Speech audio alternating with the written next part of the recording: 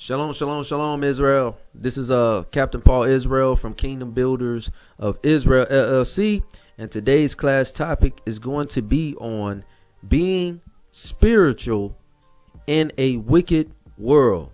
Okay, Israel, today's class topic is going to be on being spiritual in a wicked world.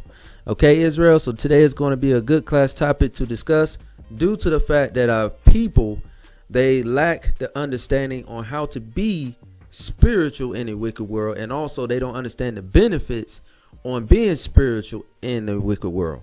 Because to be spiritual, meaning keeping Yahweh's laws, statutes, and commandments, that is, and also being spiritual is getting the understanding how to be one unified sequence with Yahweh's spirit and Yeshua's spirit, meaning the righteousness aspect of this Bible, and being able to walk the walk and talk the talk at the same time while living in a wicked world without going all the way left, okay, to the point where there's no return to go back to righteousness. So we have to know how to be spiritual according to Yahweh's holy Bible, okay? So this is a good lesson. Get out your pen and your pad and get edified, okay? So we're going to start out in the book of Exodus chapter 3 verse 4, okay, to get the essence how Moses was able to become a spiritual man even though he was living in a wicked world at the time based upon the Egyptians' rulership, okay? And also, you know, of course, Yahweh wasn't for the Egyptians' rulership because he overthrew the Egyptians for the children of Israel to gain everlasting life, as far as them going to Israel to be his people, okay? And of course, in the beginning, the children of Israel didn't do what they were supposed to do, to have the land, milk and honey and stuff like that forever as an inheritance. But again, we're going to get that inheritance back that was stripped from us based upon our forefathers' disobedience, okay? So right now we're going to start out in the book of Exodus chapter 3 verse 4. This is when, of course, Moses had escaped out of Egypt prior before he got sent to Egypt to redeem the children of Israel. So this is a situation that happened prior. Okay, this is after he had to flee Egypt for a period of time based upon killing that Egyptian, and also he was fleeing from the Pharaoh at that time. You know what I'm saying? So we're gonna go to the book of Exodus chapter 3 verse 4, and this is the steps that Yahweh had to do for Moses to become a spiritual man with the understanding of Yahweh. Okay, he had to become a spiritual man, but this is the steps he had to do. This is a book of Exodus chapter 3 verse 4. It says, and when Yahweh saw that he turned aside to see, Elohim called unto him out of the midst of the bush and said, Moses, Moses. And he said, here am I. So this is Yahweh calling for Moses, okay? Let's see the next verse. Exodus chapter 3 verse 5. And he said, draw not nigh hither, put off thy shoes from off thy feet, for the place whereon thou standest is holy ground. So Yahweh is now telling Moses what? Take off your shoes, meaning take off the understanding that you had in the Egyptian philosophy, because usually when you go into a person's house, generally you take off your shoes at the front door so you don't track any of the dirt that's on like carpet or the floor, okay, in somebody's house. So you leave it at the front of the door. So this is what Yahweh is telling Moses. All the Egyptian theology that you learn, leave it where you at, because I'm about to give you the truth, okay? I'm about to give you my spirit of understanding of righteousness, okay? In other words, okay? Exodus chapter 3 verse 6.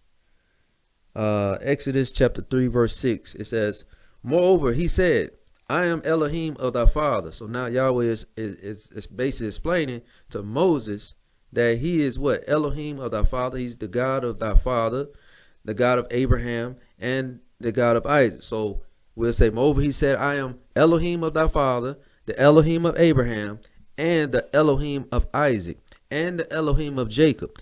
And Moses hid his face, for he was afraid to look upon Elohim.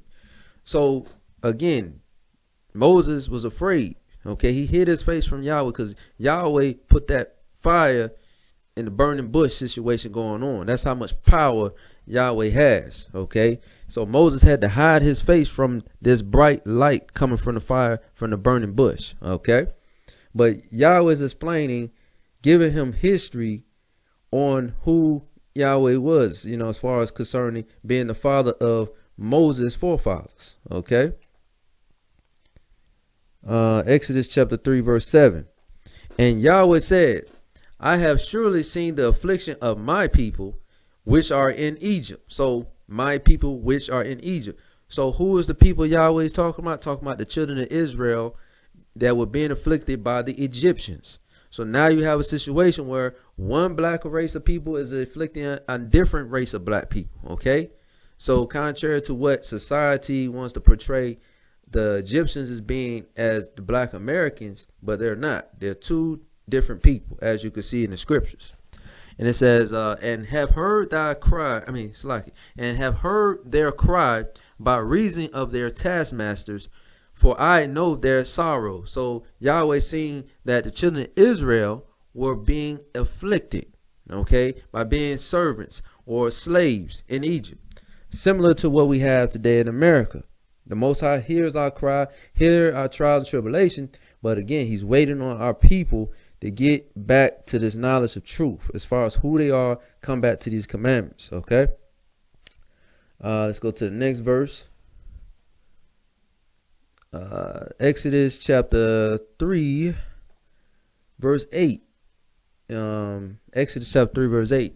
And I am come down to deliver them out of the hand of the Egyptians, and to bring them up out of the land unto a good land, and a large, unto a land flowing with milk and honey, unto the place of the Canaanites and the Hittites and the Amorites and the Perizzites and the Hivites and the Jebusites. So Yahweh is telling Moses, hey, I'm going to bring you down to Egypt so you can get the children of Israel out of that land, as far as being in the land of Egypt. And he's going to bring us to Jerusalem, which, of course, you had so-called African nations or so-called Hamitic nations, which primarily were the Canaanites and his fellows living in that land of Canaan. Okay, but eventually the land of Canaan eventually became Jerusalem after the children of Israel was able to remove the Canaanites and the Hivites and Amorites and the Perizzites and the Hivites and Jebusites out of that land. Okay. What do you say? Exodus chapter 3 verse 9. Now therefore, behold, the cry of the children of Israel is come unto me, and I have also seen the oppression wherewith the Egyptians oppressed them. So Yahweh was seeing the oppression that children of Israel were facing by the hand of the Egyptians, showing you another distinction that the Egyptians and the Hebrew Israelites are two different nations. Okay, not the same nations. Exodus chapter 3 verse 10. Come now therefore, and I will send thee unto Pharaoh, that thou mayest bring forth my people, the children of Israel, out of Egypt. So Yahweh is now going to use Moses to deliver the children of Israel out of Egypt. So Yahweh is going to send a deliverer, which was Moses. Okay. Exodus chapter 3 verse 11. And Moses said unto Elohim, who am I, that I should go unto Pharaoh, and that I should bring forth the children of Israel out of Egypt? So Moses saying, hey, who am I? I'm just a regular man. You know what I'm saying? To go to Pharaoh and tell him, hey, you got to remove the children of Israel out of your land. You know, Exodus chapter 3 verse 12. And he said, certainly I will be there. Exodus chapter 3 verse 12. And he said, certainly I will be with thee, and this shall be a token unto thee that I have sent thee. When thou hast brought forth the people out of Egypt, ye shall serve Elohim upon this mountain. So Yahweh said what? He's going to be with Moses. Okay, when he goes through the Egypt situation and redeems the children of Israel out of that land. Okay, we're going to go to the next one. Exodus chapter 3 verse 13. And Moses said unto Elohim, behold, when I come unto the children of Israel, and shall say unto them, the Elohim of your fathers have sent me unto you, and they shall say to me, What is his name? What shall I say unto them?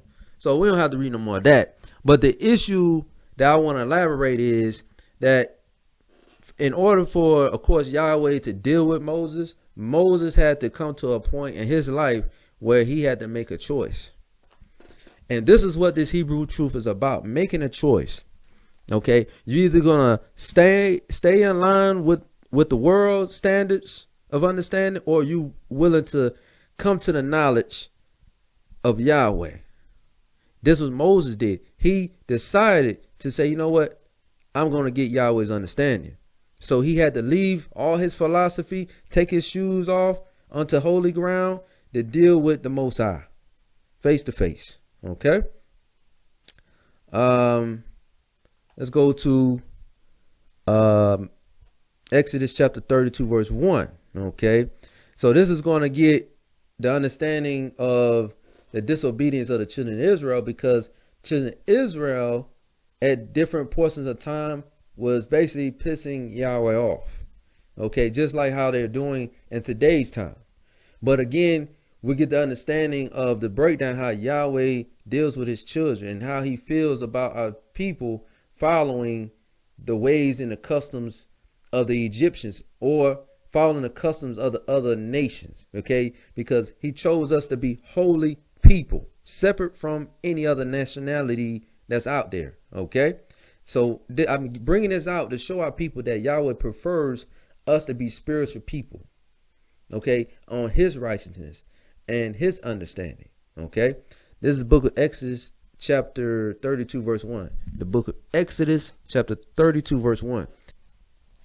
And when the people saw that Moses delayed to come down out of the mount, the people gathered themselves together unto Aaron and said unto him, Up, make us gods, which shall go before us.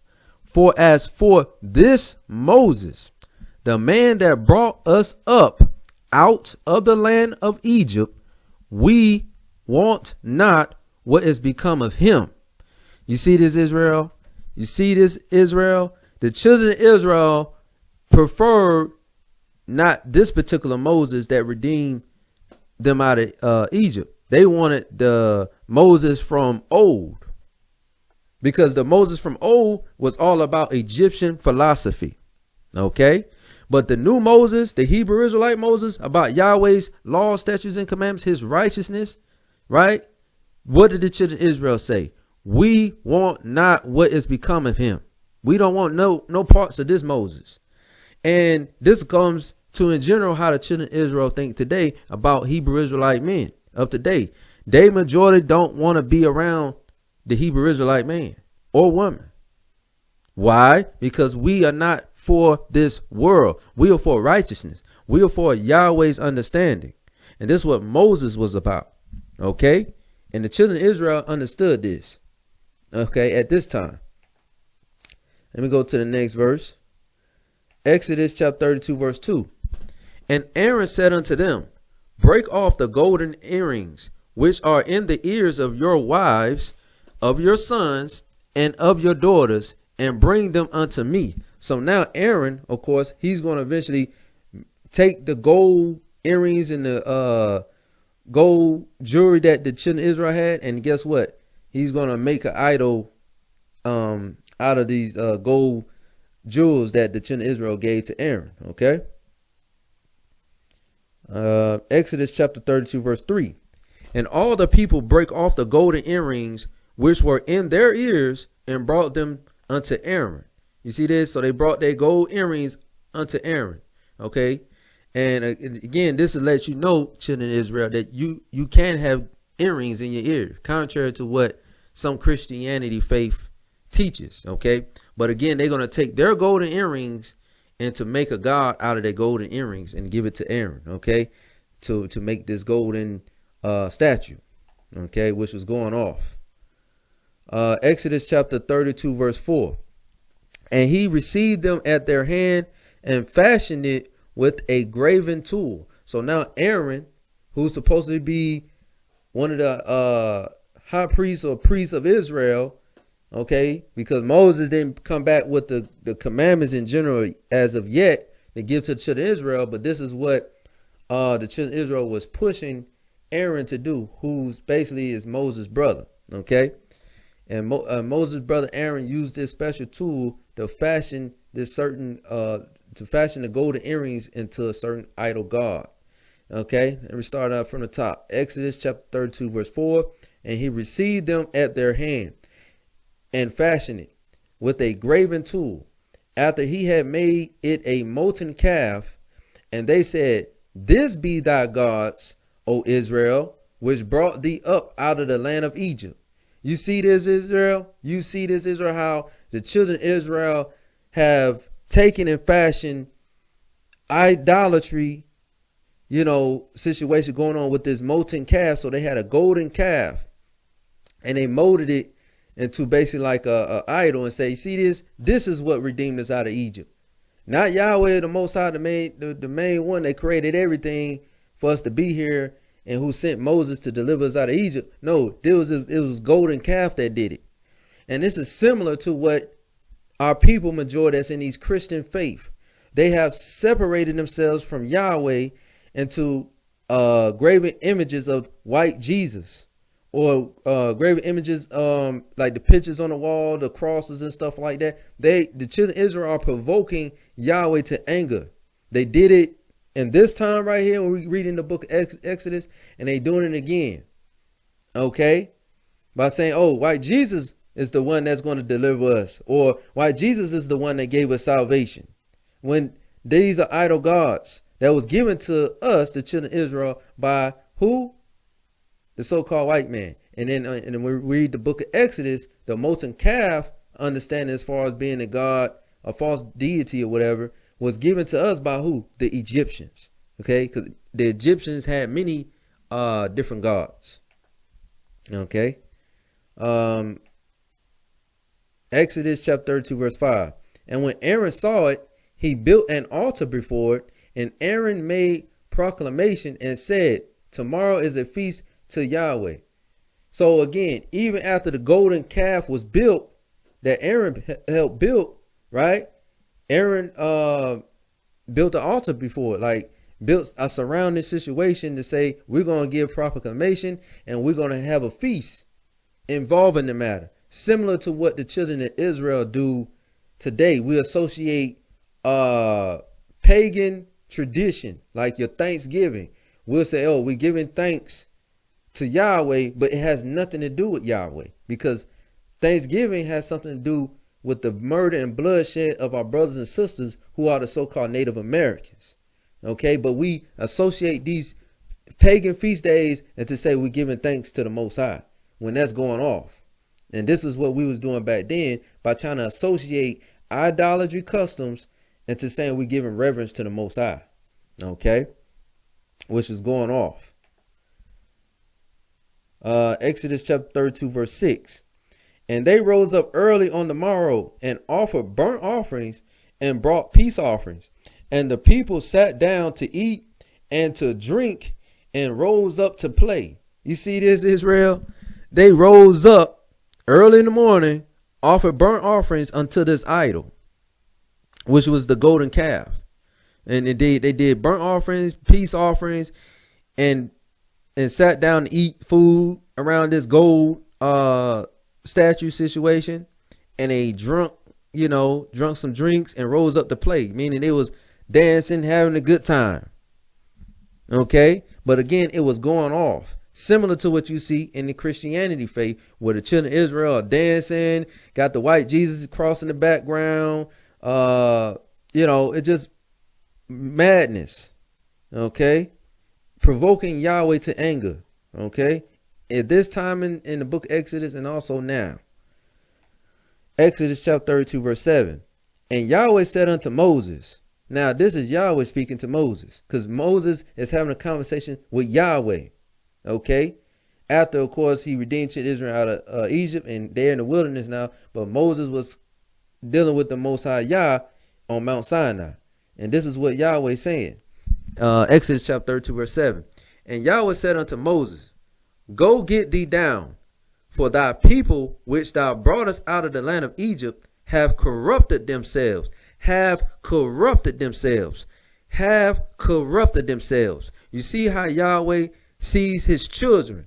When you try to merge false religion, false deities, false ideologies, and say you serving him, you have corrupted yourself, because you cannot merge wickedness with righteousness. There's a separation. And that's why I did this topic, meaning what? Being spiritual in a wicked world, because it's going to require you, children of Israel, to separate yourself from these religions, from these ideologies, these philosophies, these standards of living according to modern day terms of living, because you have corrupted yourself since you've been over here on these cargo slave ships. Okay, and this is why we've been persecuted. This is why we've been getting hunted down by the so-called white man and his authorities. This is why our families are broken up, and this is why our women are bugged out their minds. This is why our men are bugged out of their minds, and their children are also bugged out their minds, because we have corrupted ourselves by following the ways of these other nations' ideologies outside of this holy Bible. And this is what the children of Israel were doing. Okay, so I'm giving you prime examples on the characteristics of this as being us in times past. History repeats itself. We're doing the same thing again under, of course, a different religion, but it also goes back to what? The Egyptian philosophy, though. Okay, let's go to the next one. Exodus chapter 32, verse 8. It says, they have turned aside quickly out of the way which I commanded them. So Yahweh is very upset. You get a characteristic of Yahweh when you open up the Bible. He does not like our people worshiping false gods and false deities. But well, of course, the children of Israel in today's time are still doing it. Okay, Exodus chapter 32, verse 8 again. They have turned aside quickly out of the way which I commanded them. They have made them a molten calf, and have worshipped it, and have sacrificed thereunto, and said, these be thy gods, O Israel, which have brought thee up out of the land of Egypt. You see what pissed Yahweh off? You see what's pissing Yahweh off? When the children of Israel forsake him and go choose another God to say, this is going to be our savior. This is going to give us salvation. This is what delivered us from such and such and such. This is what the children of Israel are doing today. Same people doing the same thing. Okay. This is the stopping point right here. Exodus chapter 32, verse 9. And Yahweh said unto Moses, I have seen this people, and behold, it is a stiff-necked people. Stiff-necked people, meaning hard-headed. Don't like to listen. This is why you see brothers that teach sound doctrine, what Yahweh's word is, majority of people are not going to listen to it.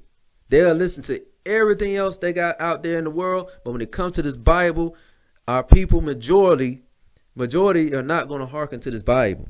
Because what Yahweh say, behold, it is a stiff-necked people. Children of Israel are the most stiff-necked people in the world. These are facts. This is what the Bible said. This is what Yahweh said, the creator who created the children of Israel, said unto Moses. So these are not my words, Israel. We in general are stiff-necked people, man. Okay? This is why we need this Bible to give us a blueprint how to get on Yahweh's good side. Okay? To become spiritual under Yahweh's understanding. This is the book of Exodus chapter 32, verse 19. And it came to pass, as soon as he came nigh unto the camp, talking about Moses, went down to see what was going on in person, because he was just up there talking with Yahweh, okay, on Mount Sinai. Because Yahweh told Moses, hey, you need to go down there and see this thing, what's going on in the children of Israel. Okay, and it came to pass, as soon as he came nigh unto the camp, that he saw the calf. He saw the calf. So Moses saw the golden calf, and the dancing, You see this? The children of Israel were dancing, just like I stated earlier when it said they was playing. When you read the few verses up, it said they was playing. But instead of saying playing, you add that into dancing. This is what the children of Israel like to do. They like to dance. You see all them twerk videos, them dancing in the Christianity churches and all that. This is what the children of Israel do. They the same people, but they just operate on a different ideology as far as who to worship. Okay, but at this time they was dancing. That's children of Israel for you. Like to dance. And Moses' anger waxed hot, and he cast the tables out of his hand and break them beneath the mount. So Moses was very angry. Okay, very angry, because children of Israel was going all the way off into foolishness. And then it's Exodus chapter 32 verse 20. And he took the calf which they had made and burnt it in the fire and ground it to the powder and strawed it upon the water and made the children of Israel drink of it. So again, he destroyed it. Okay. Then verse 21. And Moses said unto Aaron, what did this people unto thee, that thou hast brought so great a sin upon them? Because Moses is questioning Aaron, why did you do this great evil, as far as this great evil for the children of Israel? Because it was evil for Aaron to make this image, okay, to be worshipped. But he's going to explain. Exodus chapter 32 verse 22. And Aaron said, let not the anger of my Elohim wax hot. Thou knowest the people, that they are set on mischief. Meaning these group of people, their minds is not right. That's what he's saying. They are set on mischief, meaning they don't have the right understanding. Okay. That's what Aaron is trying to tell Moses. These people don't have the understanding. They was in Egypt for over 400 some years. So it's like basically like a drug that, let's say you be in a particular place for so long and that's all you know, you're going to come out rehashing on them same old traditions that you was doing for many years. Okay. Exodus chapter 32 verse 23. It says, for they said unto me, this is Aaron explaining to Moses what happened. For they said unto me, make us gods, which shall go before us. For as for this Moses, the man that brought us up out of the land of Egypt, we want not what is become of him. They don't, because again, children of Israel did not want to deal with Moses. Moses was a righteous man, kept the laws of the Most High. And the children of Israel have been used to just dealing with the Egyptians' philosophy for many years. And that's all they wanted to deal with. They weren't used to deal with change. And that's why majority of our people today in these religions, the Christianity faith, Islam faith, Egyptology faith, they don't want to get on board with Yahweh's program, because Yahweh's program is different. It's righteous. And it's going to require change that many of our people don't want to do. Let's go to Exodus chapter 32 verse 24. And I said unto them, whosoever have any gold, let them break it off. So they gave it me. Then I cast it into the fire, and there came out this calf. So this is what Aaron explained to Moses, that, yeah, I got the gold earrings from the children of Israel and made a golden calf out of the gold that the children of Israel gave me. Okay. Exodus chapter 32 verse 25. And when Moses saw that the people were naked, meaning they were showing wickedness behavior, for Aaron had made them naked unto their shame among their enemies. So again, they were getting to the understanding of not being in the truth. Okay. Exodus chapter 32 verse 26. Then it say, Exodus chapter 32 verse 26. Then Moses stood in the gate of the camp and said, who is on Yahweh's side? So again, Moses now telling the camp, the congregation of Israel, hey, who's on Yahweh's side? Because Yahweh is for righteousness. And then then he said, let him come unto me. And all the sons of Levi gathered themselves together unto him. So all the sons of the Levi, or who were the Levites, all the sons of Levi, who were the Levites, gathered with Moses. Let's see what Moses commanded the sons of Levi to do, who were the Levitical priesthood, of course, or the Levites. Okay. Let's see what Moses commanded them to do. Exodus chapter 32 verse 27. And he said unto them, thus saith Yahweh Elohim of Israel, Put every man his sword by his side, and go in and out from gate to gate throughout the camp, and slay every man his brother, and every man his companion, and every man his neighbor. You see what the Most High put the spirit on Moses to do? Because that thing was wicked as hell, okay, for our people to worship a golden calf and say, this is what redeemed us out of Egypt, okay? And we get the understanding that the Levites was the one that merged with, of course, Moses, because Moses was, of course, high priest going on. Let's see. Yeah. So Moses, the high priest of Israel at this time, commanded the Levites, the son of Levi, to come with him to bring swords in their hand. Exodus chapter 32, verse 28. And the children of Levi did according to the word of Moses, and there fell of the people that day about 3,000 men. So Moses commissioned the sons of Levi to put to death at least 3,000 men, okay, that was involved with worshiping that golden calf. Okay, so Yahweh don't play. Okay, and Moses didn't play about Yahweh's word either. Exodus chapter 32, verse 29. For Moses had said, consecrate yourselves today to Yahweh, even every man upon his son and upon his brother, that he may bestow upon you a blessing this day. So Israel, what Moses had did and what he commissioned was to have a bloodshedding going on, because again, like I said, idolatry customs is a sin worthy of death. So this is what Moses did to have that sin to be covered. In order for that sin of idolatry of the children of Israel worshiping that golden calf to be covered, blood had to be shed. So 3,000 men blood had to be shed for that sin to be covered. Okay. That's one thing people don't understand. They get certain sins like murder and all these other real sins to be covered. Blood had to be shed. Okay. Under the Mosaic law. Now we got to understand that Yahweh don't play about idolatry. So now, this is a characteristic of another situation with the children of Israel. Okay, when they actually constantly complaining. This is Numbers chapter 14, verse 1.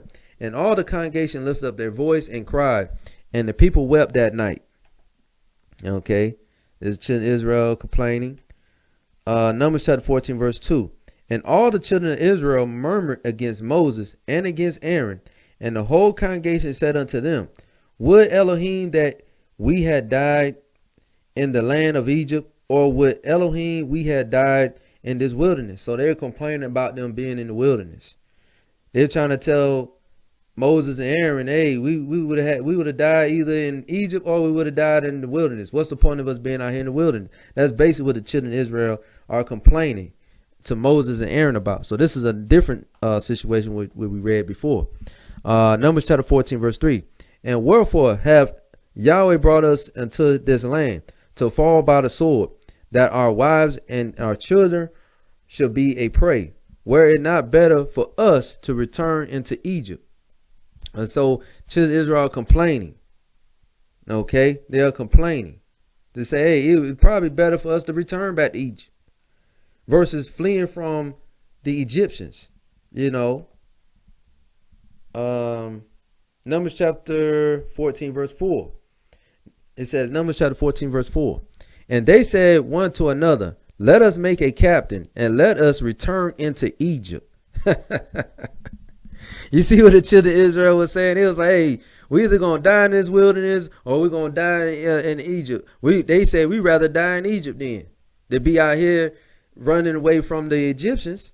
So let's set up a captain or a leader and let's go back into Egypt. This is the children of Israel understanding, because they was not operating on the spirit of the Most High. They was operating on a Egyptian philosophy spirit, and this is why they wanted to go back to Egypt. Okay, they wanted to go back to Egypt because of that. Let's see, Numbers chapter 14, verse 5. Then Moses and Aaron fell on their faces before all the assembly of the congregation of the children of Israel, because they were saying, hey, stop it. You know, we're not going back into Egypt, basically. We're going to keep going our course towards the wilderness. Okay? Let me see.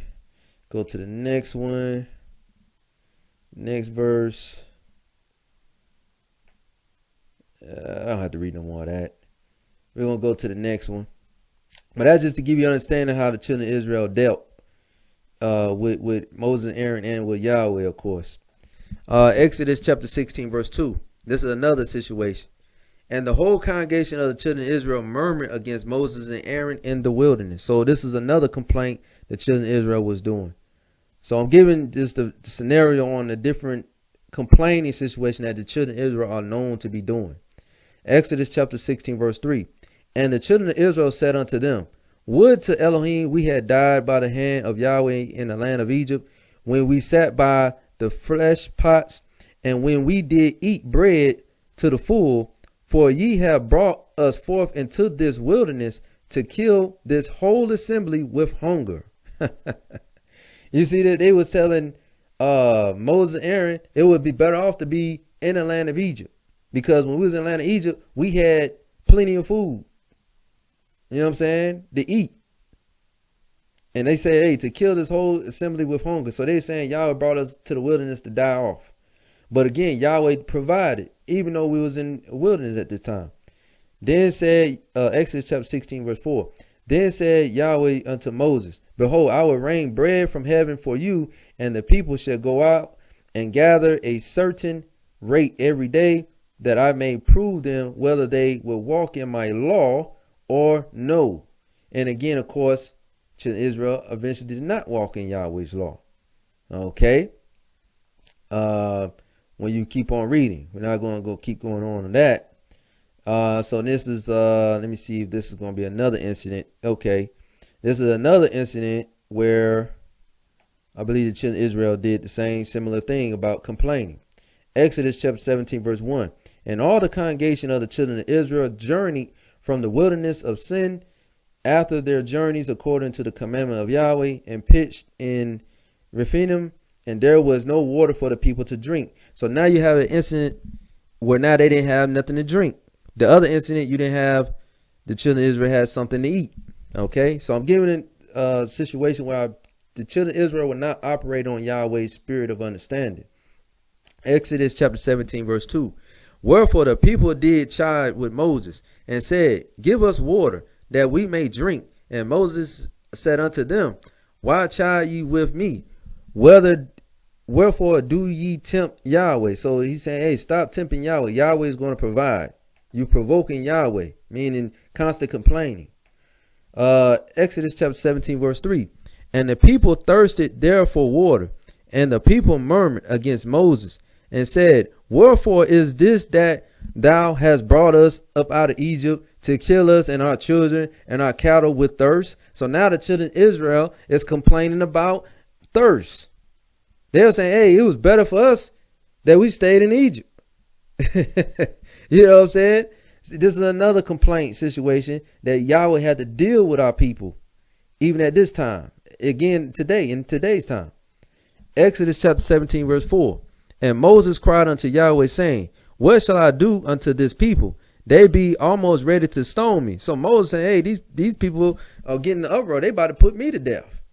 You know what I'm saying? Because that's how the children of Israel are. Most of the time, when they don't get their way, they will probably murder somebody to get what they want, because they not patient.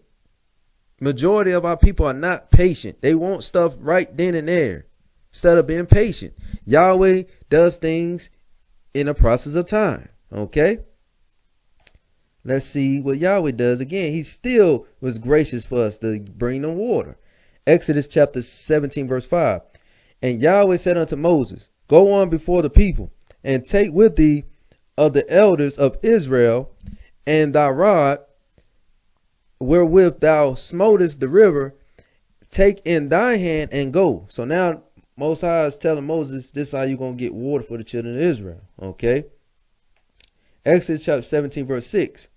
Behold, I will stand before thee there upon the rock in Horeb, and thou shalt smite the rock, and there shall come water out of it, that it says that the people may drink. And Moses did so in the sight of the elders of Israel. So now Moses did what he had to do as far as what he was instructed to do, to smite the rock at Horeb, to allow the children of Israel to get water out of the rock in Horeb.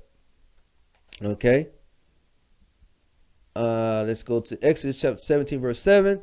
And he called the name of the place Massah and Meribah, because of the cheating of the children of Israel, and because they tempted Yahweh, saying, is Yahweh among us or not? And see, Israel is constantly complaining, but Yahweh again fed his children with food, fed his children with water, and so forth. Okay. So even back then, we had somewhat like a grace situation going on, grace period situation going on, because we was going off back then. Let's see, Exodus chapter 15, verse 22, because we read Exodus 17. Okay, I'm not gonna read this. It's gonna be similar, because let me see, it's gonna be a similar complaint, but I'm not gonna read no more of that. But just get the point that children of Israel were constant complainers, but Yahweh still had mercy on us. Okay. This is another situation where children of Israel didn't have faith the way they supposed to have to as well. This is Exodus chapter 14, verse 10, when Pharaoh was drawn nigh to the children of Israel. Exodus chapter 14, verse 10. And when Pharaoh drew nigh, the children of Israel lifted up their eyes, and behold, the Egyptians marched after them, and they were so afraid. And the children of Israel cried out unto Yahweh. So again, the children of Israel became afraid because, like I said, they was not operating on the spirit of righteousness. They was still operating on the spirit of Egypt philosophy. Okay, this is why they had the fear, because they was operating on the spirit of righteousness, or in Yahweh understand, they wouldn't have the fear that they had. Okay, let me get to the point. Exodus chapter 14, verse 11. And they said unto Moses, because there were no graves in Egypt, hast thou taken us away to die in the wilderness? Wherefore hast thou dwelt thus with us to carry us forth out of Egypt? So again, this is the complaining situation that they were saying unto Moses. Okay. Exodus chapter 14, verse 12. Is not this the word that we did tell thee in Egypt, saying, let us alone, that we may serve the Egyptians? So again, Israelites would complain to Moses, say, hey, we told you we wanted to stay and just serve the Egyptians. This is primarily what today time our people are doing when they arguing back and forth on the street with the Hebrew Israelites. They're complaining about, hey man, I just want to be American. Stop coming with this Bible talking about we're gonna get out of here. We're just happy where we at in America. And this is what in past time they was telling Moses, but they was explaining how they was happy in Egypt. They keep on reading. It says, for it had been better for us to serve the Egyptians than that we should die in the wilderness. You see this, Israel? The children of Israel say, hey, it was better for us to serve the Egyptians. A slave owner. It was better to serve them than follow you, Moses. That's crazy. That is crazy. That's what you call a person or a group of people that's been following philosophy so long, they don't know they are servants or slaves. Okay? They say it was better to be an Egyptian. And you seen them pyramids? Them pyramids was big as hell. Them pyramids was big, and it was hot. It's hot in Egypt, by the way. And you mean to tell me that's better than being in the wilderness? Man, crazy. Crazy. And the Egyptians was beating the backs of the slaves of our people. Beating them down. Build this pyramid. And all the pyramids was a waste of time, because they built those pyramids because the pharaohs were thinking about reincarnation, that they was going to come back in a pharaoh-like position with the gold and everything. They was trying to die with the gold and everything. You can't take that with you. Right now, they all in the museums right now of the so-called white man's museums. Okay? So we know that the Egyptian philosophy was off, and it's not righteous, because look at the evidence. But you have our people in today's time still following the ways of the Egyptians, when their ideology proved false. Okay? These are facts. Um, Exodus chapter 14, verse 13. And Moses said unto the people, fear ye not, stand still, and see the salvation of Yahweh, which he will show to you today. For the Egyptians whom ye have seen today, ye shall see them again no more forever. Meaning they're not going to reign over you no more forever. Okay. Exodus chapter 14, verse 14. Yahweh shall fight for you, and ye shall hold your peace. So Yahweh, the creator of all creation, he's going to fight for us. Just like in America, Yahweh is going to fight for us, the redeemers out of America and all the other four corners of earth where we at too as well. He's going to redeem us. He ain't forgot about us. Exodus chapter 14, verse 15. And Yahweh said unto Moses, wherefore criest thou unto me? Speak unto the children of Israel that they go forward. So Yahweh is telling Moses, tell the children of Israel, keep on walking. This is what I'm going to do. Exodus chapter 14, verse 16. But lift thou up thy rod and stretch out thy hand over the sea and divide it.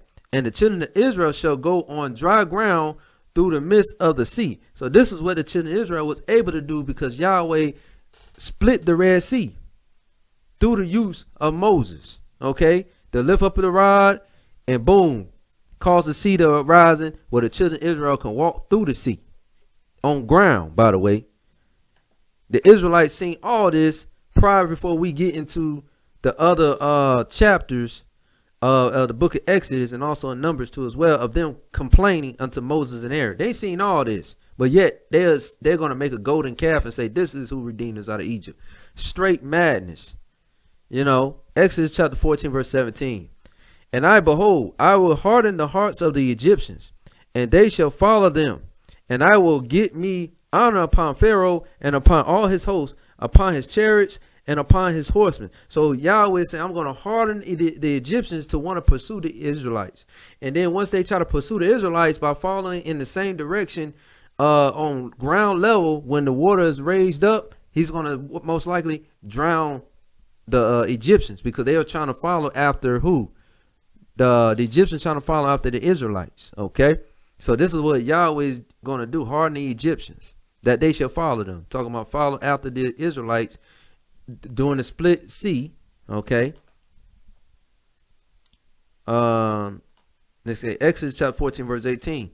And the Egyptians shall know that I am Yahweh when I have gotten me honor upon Pharaoh, upon his chariots, and upon his horsemen. So this is when they're going to know the Elohim of Israel is real. Okay. Let's go Exodus chapter 14 verse 21. Okay, this is the point I wanted. And Moses stretched out his hand over the sea, and Yahweh caused the sea to go back by a strong east wind all that night, and made the sea dry land, and the waters were divided. So this is the point I wanted to make. Okay, so Moses divided up the sea based upon Yahweh giving him the ability to do so. Exodus 14 verse 22. And the children of Israel went into the midst of the sea upon the dry ground, and the waters were a wall unto them on their right hand and on their left. So that's when they're walking through the midst of the sea. Okay, on dry land. This is the point. Exodus chapter 14 verse 23. And the Egyptians pursued and went in after them to the midst of the sea, even all Pharaoh's horses, his chariots, and his horsemen. So now Pharaoh and his men are following after the Israelites, which I brought out earlier. Okay, which Moses was going to, which he was telling Moses that this is what he was going to do. Exodus chapter 14 verse 24. And it came to pass that in the morning, watch Yahweh look into the host of the Egyptians through the pillar of fire and of the cloud, troubled the host of the Egyptians. Okay, so now they're walking through the midst. Okay. Exodus chapter 14 verse 25. And took off their chariots' wheels, and they drave them heavily, so that the Egyptians said, let us flee from the face of Israel, for Yahweh fighteth for them against the Egyptians. So now the Egyptians realize, oh shoot, we got to go back. We got to go back because their God or their Elohim is fighting for them. Exodus chapter 14, verse 26. And Yahweh said unto Moses, stretch out thy hand over the sea, that the waters may come again upon the Egyptians, upon their chariots, and upon their horsemen. So now Yahweh instructing Moses to stretch out thy hand, meaning now Yahweh is going to try to drown the Egyptians, because now the Egyptians is in the water. Okay, and not in the water, but they on the ground where they can see the water both left and to right of them. Okay. Exodus chapter 14, verse 27. And Moses stretched forth his hand over the sea, and the sea returned to his strength when the morning appeared, and the Egyptians fled against it.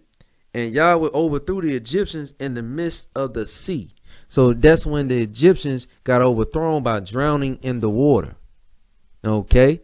Because they was at the ground level of the water. So now the water had caved in on them. Okay. So that was just one example that Yahweh did for his people, the children of Israel. And the children of Israel witnessed this event. But yet when we go to chapters further on, they was complaining. They set up a golden calf. They was complaining about not getting water. They was complaining not getting food and so forth. But Yahweh still provided even after all of that. Okay. But also being spiritual, okay, in the sense we supposed to be holy. Okay. Leviticus chapter 20, verse 26. I'm prove that we supposed to be holy according to Yahweh's law, statutes, and commandments to the children of Israel. It says, and ye shall be holy unto me, for I, Yahweh, am holy, and have severed you from other people, that you should be mine, or that ye should be mine. So we supposed to be unto Yahweh, because Yahweh is our head. He's our leader. Okay. Through his son, Yahshua HaMashiach, example. Okay. But we, the children of Israel, we're holy people. So we're not supposed to be following the other nations. Point blank, period. Not supposed to be following no other nation. We supposed to be following the Hebrew custom on how we're supposed to live. Okay. This is what Yahweh said. Okay, that we are holy people. Leviticus chapter 18, verse 2. Speak unto the children of Israel, and say unto them, I am Yahweh, your Elohim. You see this? That's specific. That's possessive. Okay. Leviticus chapter 18, verse 3. After the doings of the land of Egypt, it say the doings of the land of Egypt. So doings, that goes into like the customs, the idol gods, religions, or anything pertaining to the philosophy of the Egyptians. This is what we supposed to do with children of Israel. It said Leviticus chapter 18, verse 3. It said, after the doings of the land of Egypt, wherein ye dwelt, shall ye not do. This is what we're supposed to do. It said, shall not do. We're not supposed to be following the doings, the philosophy. Now, is Moses going to list all the philosophies of the Egyptians? No. No, we'll be here all day if we had to read all that. Okay, because the Egyptians believed in a lot of things. But of course, in the Mosaic law, it listed the primary fundamentals that we were not supposed to do after we got out of the land of Egypt. Okay, but in general, we're not supposed to do the doings of the land of Egypt, because it's not right. It's not natural to follow the ways of the Egyptians. Let me read this again. This is a cut to the Egyptian theology faith. Okay, let's read this again. Leviticus chapter 18, verse 3. After the doings of the land of Egypt, wherein ye dwelt, because the children of Israel dwelt there in the land of Egypt over 400 years, it says, shall ye not do. And after the doings of the land of Canaan, whether I bring you, shall ye not do. Neither shall ye walk in their ordinances. So we're not even supposed to be walking like them, doing the things of the other Hamitic nation, because the Canaanites was a separate nation of the Egyptians. Okay, because the Canaanites were originally in the land what we call Jerusalem today, but it initially was called land of Canaan. And again, we wasn't supposed to follow them, follow their philosophy once we overcame them and took over that land. Okay, so these are ordinance and structures that Yahweh gave to the children of Israel to not follow the other nations. Leviticus chapter 18, verse 4. Ye shall do my judgments and keep my ordinances to walk therein. I am Yahweh, your Elohim. So we if we saying we're going to be spiritual, we're going to be righteous, we have to walk in Yahweh's ordinances. We can't walk in the Egyptian philosophy ordinance. We cannot walk in the Christianity's ordinances. We cannot walk in the Nation of Islam ordinances as the children of Israel. We cannot do it. We have to walk in Yahweh of this Holy Bible ordinances, which he's been telling us this to follow since we got out of Egypt. Okay? And this is why I'm doing this video on how to become spiritual in a wicked world. Being spiritual in a wicked world is very, very essential to your salvation. Okay? Because if you're not walking in the spirit of the Most High, you're not going to make it. According to what the Bible says. Okay? Not according to my words. What the Bible says. Okay? That's a commandment right here. Leviticus chapter 18 verse 4 right here. Okay? This is what we're supposed to do. Leviticus chapter 18 verse 30 on down. Okay? So basically, there's no confusion when it's going into doings. It's talking about customs, because we have many Christians say you're taking it out of context where it said the word doings. No, it's talking about customs. And verse 30, Leviticus chapter 18 verse 30 on down, is going to get more specific, because children of Israel think they slick with words. Leviticus chapter 18 verse 30. Therefore shall ye keep my ordinance, which he brought out earlier when we read Leviticus chapter 18:3 on down to verse 4. Okay, that ye commit not any one of these abominable customs, abominable customs. Okay, which were committed before you, and that ye defile not yourselves therein.